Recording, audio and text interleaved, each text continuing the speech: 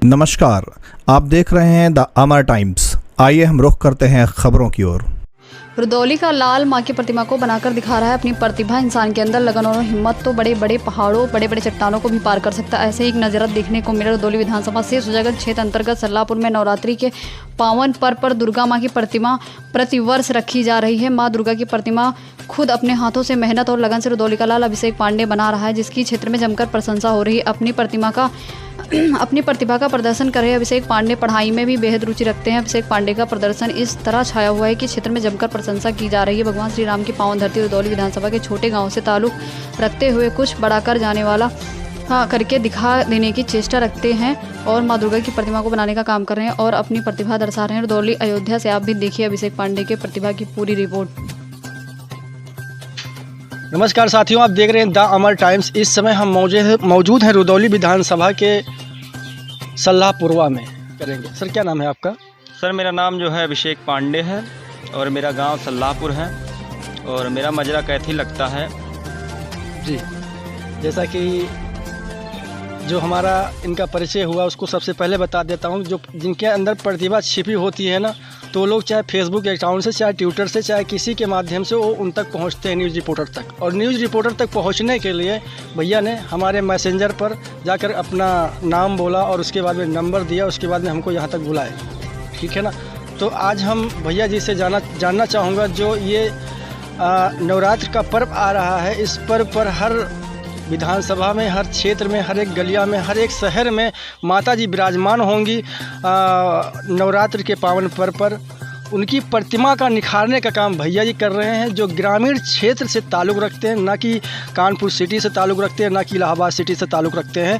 तो भैया जी माता जी की प्रतिमा को निखारने का काम कर रहे हैं, उनकी प्रतिमा बना रहे हैं और प्रतिमा बना करके अपने दरवाजे पर 15 तारीख से नवरात्र चालू हो रहा है। उस नवरात्र के पावन पर्व पर माता जी की पूजा की जाएगी। तो सबसे पहले आइए हम भैया जी का परिचय जानते हुए जो उनकी प्रतिभाएं हैं उनके विषय में जानकारी लेते हैं। सर जी, जो आपने माता जी की प्रतिमा का स्वरूप दिया है, निखारने का काम किया है, ये आप कहाँ से सीखे हैं? सर हम कहीं गए तो नहीं है सीखने, न कहीं बाहर गए। बस बचपन से एक उमंग थी हमारे अंदर कि माता की मूर्ति बनानी है और हमको रखनी है। पहले हम जैसे बचपन में थे तो देखते थे इधर उधर मूर्तियाँ रखी जाती थी, तो जाते थे तो हमारा भी मन करता था कि हमारे यहाँ भी मूर्ति रखी जाए, हम भी माता की पूजा करें। तो बचपन में जब छोटे से थे तो हम छोटी मोटी ही मूर्ति बना लेते थे, मतलब जो सही नहीं बनती थी, हाथ टेढ़ा रहता था, शरीर टेढ़ा रहता था, लेकिन तब भी हम लोग बैठाते थे, छोटे छोटे बच्चों के साथ मिल कर के बना लेते थे उल्टा सीधा। तो धीरे धीरे हम माता की कृपा ही समझिए, चाहे जैसे समझिए, या हो सकता है कि माता हमारे द्वारा ही हमारे गांव में आना चाहती हैं, हमें आधार बना लिया हो। तो धीरे धीरे पता नहीं क्या हुआ, हम बनाते चले गए मूर्ति। हर वर्ष धीरे धीरे निखार आता गया चेहरे में। थोड़ा बहुत हमने सोशल मीडिया पर मतलब इधर उधर देखे, यूट्यूब से भी देख लिए अपना, और इधर उधर भी थोड़ा बहुत देख लिए, जानकारियाँ होती चली गई। और हमने ये चीज़ ज़्यादा ध्यान दिया कि मैं जो करता था कि मैं अगर इस वर्ष अगर जो गलती होती थी मैं दूसरे वर्ष वो गलती नहीं करता था। जैसे अगर मैं इस वर्ष अगर हाथ बनाया और मैंने किसी से पूछा भैया इस बार हाथ या शरीर कैसा है माता जी का, तो अगर वो बता रहा है कि हाँ यहाँ कमी है, तो मैंने उन कमियों को नज़रअंदाज नहीं किया। मैंने उनको बहुत ध्यान से, बहुत बारीकी से देखा और दूसरे वर्ष सोचा कि इस कमी को किसी तरह मैं मिटा दूँ। और इसी के साथ धीरे धीरे हमारा ये सफ़र चलता गया और माता के अंदर निखार आता गया और माता आज यहाँ पर पहुँच गई बनते बनते। जय माता दी। वैसे कि भैया जी ने जो कहा बहुत अच्छा, लेकिन जो रुचि आप माँ की प्रतिमा को बनाने में लगाया है, क्या अदरवाइज़ कोई रुचि है आपके अंदर? अदरवाइज हमारी रुचि ज़्यादा तो विशेष इधर उधर नहीं है। हाँ, लेकिन ये चीज़ ज़रूर कहूँगा कि मतलब हमें जो है जुड़े रहना चाहिए। मतलब माता से तो जुड़ा हूँ। अलग अगर रुचि की मेरी बात की जाए तो हाँ, पढ़ने में मन लगता है मेरा, जो है कुछ तैयारियां कर रहा हूं तो उनमें भी मगन रहता हूं। मान लीजिए इस समय 2-3 दिन माता जी पर दे रहा हूं, क्योंकि अब ये भी ज़रूरी है 15 तारीख से रखी जाएंगी माता, तो इसलिए थोड़ा डिस्टर्ब हो रहे हैं इस समय, लेकिन फिर भी कवर कर लेंगे हम जो कमियां आएंगी। जी। इस समय सर आपकी उम्र कितनी होगी लमसम में? इस समय हमारी उम्र जो है 20 वर्ष के करीब में है, 19 साल कुछ महीने हैं। अच्छा, आगे भविष्य में कहाँ तक जाने की संभावना है? किस क्षेत्र में? आगे भविष्य में तो हम जो है डॉक्टरी लाइन में जाना चाहते हैं। इस समय तैयारी कर रहे हैं उसी की, मेडिकल की तैयारी कर रहे हैं हम, और लगे भी हुए हैं। और माता की कृपा रही तो एक ना एक दिन वो मुकाम हासिल भी कर लेंगे, इतना हम कॉन्फिडेंस है अपने ऊपर हमें।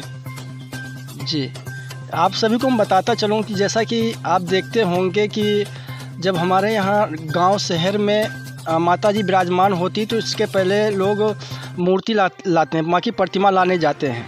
तो मैं उस संस्था से और उस कमेटी से अनुरोध करना चाहूँगा कि अगर आपको माँ की प्रतिमा लानी है, ठीक है ना, तो आपको हम नवरात्र के पावन पर्व पर इस भैया जी के घर फिर आएंगे जहाँ पर माता विराजमान होंगी और माता जी की प्रतिमा रखी जाएगी। अगर आपको अगर इस प्रतिमा को अगर आपको ले जाना है तो भैया जी से नेक्स्ट वर्ष आप संपर्क कर सकते हैं और भैया जी के यहाँ ऑर्डर दे करके माता जी की प्रतिमा को बनवा सकते हैं, है ना भैया जी? हाँ, अगर कोई चाहता है, अगर पिछले वर्ष तो हम सोच भी रहे थे, हमारे एक गुरुजी भी हैं, वो भी बोल रहे थे इस बार कि हाँ चलिए आप शुरू करिए कार्यक्रम, थोड़ा बढ़ाइए माता जी का। तो अगर हो सकेगा तो अगले साल जो है हम कारखाना खोल सकते हैं। जैसा कि हम बताते चल रहे हैं कि जैसे बहुत सारे लोग रामसनी घाट से लाते हैं, भेलसर से लाते हैं, फैजाबाद से लाते हैं, तो जो वहाँ पे लाते हैं 10,000 20,000 जैसे भी लाते हैं, तो यहाँ पर ग्रामीण क्षेत्र का जो बच्चा है आपका, अगर हम ये नहीं कह रहे हैं कि वो उसकी सर्विस लग जाएगी, वो 1-2 लाख रुपए कमा लेगा, बट ये कह दूंगा कि जो उसकी प्रतिभा है उसको एक उल्लास मिलेगा और आगे चलकर हो सकता है आप लोगों की आशीर्वाद से वो आगे बढ़ जाए। वैसे जो भैया बता रहे थे कि मेरी रुचि माँ की प्रतिमा तो है ही है, लेकिन साथ में डॉक्टर लाइन्स में भी है जो रुचि है, तो उसमें भी भैया जा सकते हैं। लेकिन जो इनका मन है माता की रानी की प्रतिमा को सजाने में, निखारने में, तो बहुत बहुत अच्छा भी है, ठीक है ना भैया जी? और कुछ हमारे दर्शकों को कुछ कहना चाहेंगे? हाँ, देखिए भैया, मैं कहना चाहूँगा बस इतना ही कि कोई भी काम करो तो ऐसे करो, एकदम शिद्दत से करो। अगर मैं इस समय मूर्ति बना रहा हूँ, कोई भी काम करो तो उस पर एकाग्र हो जाओ। जैसे अगर आप इस समय मूर्ति बना रहे हैं या मैं मूर्ति बना रहा हूँ तो मैं पूरा ध्यान मूर्ति में ही लगाता हूँ। जब पढ़ने बैठता हूँ तो पूरा ध्यान पढ़ाई में ही लगाता हूँ। कोई भी कार्य करिए उसमें अपना पूरा ध्यान एकदम लगा दीजिए। अगर मैं पूरा ध्यान ना लगाता तो आज शायद मैं माता की मूर्ति ना बना पाता, 2 दिन बनाता, 3 दिन इधर, 4 दिन इधर। ऐसा नहीं करना चाहिए। अगर कोई भी काम करो एकदम शिद्दत से उसमें अपना पूरा मन लगा दो, जितनी देर वो काम करो। अगर नहीं करना है तो वो काम छोड़ दो, उतनी देर मत करो, लेकिन अगर कर रहे हो तो पूरे लगन के साथ वो काम करो। मेरा मानना बस इतना ही है कि अगर हम कोई भी काम शिद्दत से करते हैं तो एक ना एक दिन हमें ज़रूर मिलती है। बस इतना ही। हमारे बच्चे आधी रात ले 12 बजे ले ये मूर्ति में काम लगाए रहते हैं और इनका मन इसी में लगा रहता है। माता रानी से क्या अनुरोध करेंगे? जो माता रानी की प्रतिमा बना रहे हैं आपके जो नाती हैं, बेटा हैं, जो माता रानी का प्रतिमा बना रहे हैं, देखिए पहला नंबर तो बहुत ही भाग्यशाली इंसान होता है। आप माता रानी बहुत ही भाग्यशाली होते हैं जो माता रानी का सेवा करने को पाते हैं। यहाँ हम देखते हैं कि नवरात्र का पर्व आता है, लोग मोटरसाइकिल से चले जाते हैं दबा करके। उनके पास बात है भाग्य की, क्या उनके पास समय नहीं है? लेकिन नहीं, माता रानी का दर्शन करने का उन्हें भाग्य ही नहीं है, दर्शन कहाँ से करेंगे वो? तो इनके पास बहुत ही बड़ा भाग्य है जो माता का प्रतिमा संवारने में, सजाने में इनको एक अवसर मिल रहा है। और जो ये काम होता है बहुत ही भाग्यशाली का होता है। बहुत मन लगा के काम करते हैं। 4,000 5,000 का सामान लेके आए हैं और जो नहीं जब तैयार हुए तो देखा मैं कितना अच्छा लगे। इनका मन बहुत लाग रहा थे हमारा।